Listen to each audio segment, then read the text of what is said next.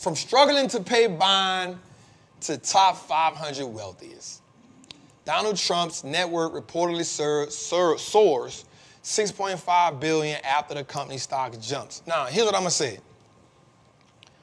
This is not Republican. This is not Democratic. This is not about Trump. This is not about Biden. This is truly about the stock market to me. A judge told Donald Trump that he cannot touch that for 60 days, right? So here's what I think gonna happen. I could be wrong, but I think this is a classic pump and dump scheme right here. One, because it's not a traditional IPO, it went through a SPAC, which means it went through a blank check company, right? It's a company, they don't got no product, they don't got no service, they just got a big old bank. They got a wallet, right? And that's the second way you can go. You can go direct listing, which is the way normal people go, or you can go via SPAC. And it's a lot of the SPAC companies that went IPO, this is called special acquisition, they are no longer here. Like, they out of here, right? But what I will say is this dude he's a trapper's trapper. He knows, watch this, he is one of the people that knows how money is used, not just how to use money. And I think the thing that we often missed, and I'm gonna be real with y'all, I think the thing that we often missed is we will so not like a person, we miss the lesson. Do I think Donald Trump should be the president? I don't know, shit. It don't really matter because no president has ever helped my people. That's the way I feel in the hood, right? But what I do know is here's a man that got New York City to give him a 60-year tax abatement. Right? He built it first time he got 40 years, then the second time he got 20 years. Tax abatement. If you don't know what that is, go look it up. And then when he did it the third time, New York said, we're not doing that for you. And he took New York to court. He took the governor of New York City to court and won. He didn't get an abatement, but he got like a $200 and something million tax credit. It's not about whether you like somebody or not. It's about, I tell us this, we are new to money. Not saying that our people haven't made money, but what happens is there's a rule book on how to be wealthy in America. There's a playbook on it. And the playbook on how to be wealthy in America does not consist of working for 40 years, retiring, and chilling. That ain't the playbook for how to be wealthy in America. That's the playbook that the wealthy people in America wrote for the people they need to work to keep them wealthy in America. That's what that is. So what we got to do is we got to sit back and say, who is playing a game at a high level, and how do I take some of the stuff they doing and apply it to where I'm at on my level so I can keep going, right? And so I've always said that the stock market is, and it's nothing against real estate or anything else, I've always said that the stock market is the #1 way to gain massive wealth in America. Because you don't have to build $1 billion business, all you have to do is invest in one. So here's what he did.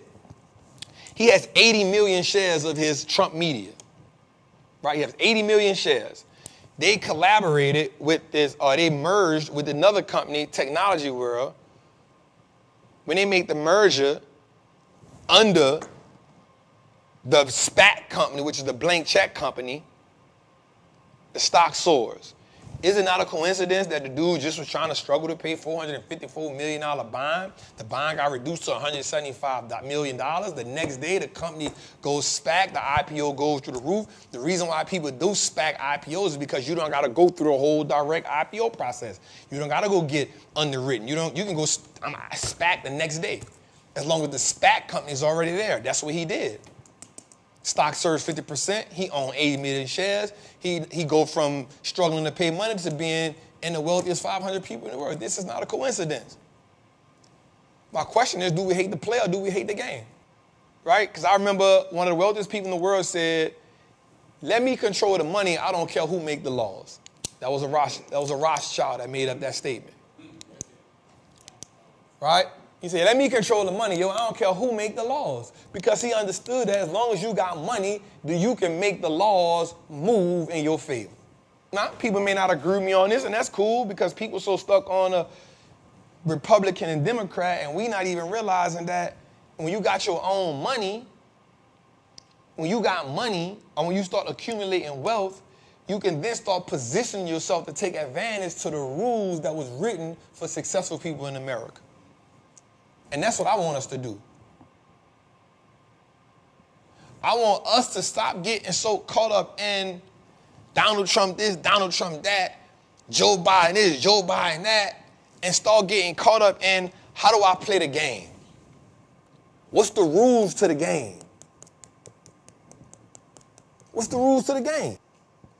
6.5 million, 80 million shares. He can't touch it for 60 days. Don't be surprised if he gets some type of 60-day abatement, right? And then he can sell 40 million of the shares. Stock plummets. He come up off a couple billion. Now everybody that rushed to get the stock, you stuck holding that. He pay off the 175 million. He's still sitting on 1-2 billion. He back to talking Donald Trump talk again. He bring out the red hat. It's just how the game go.